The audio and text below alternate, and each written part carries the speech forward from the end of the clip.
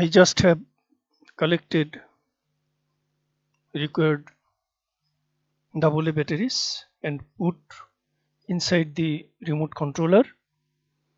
Let's on the drone first.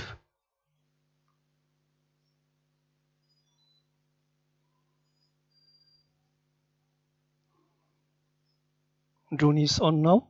It is blinking. Next, on the remote controller. It is here.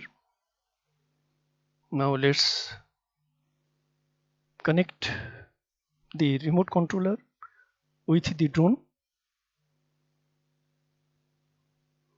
Here is the left joystick. Push upward, then downward.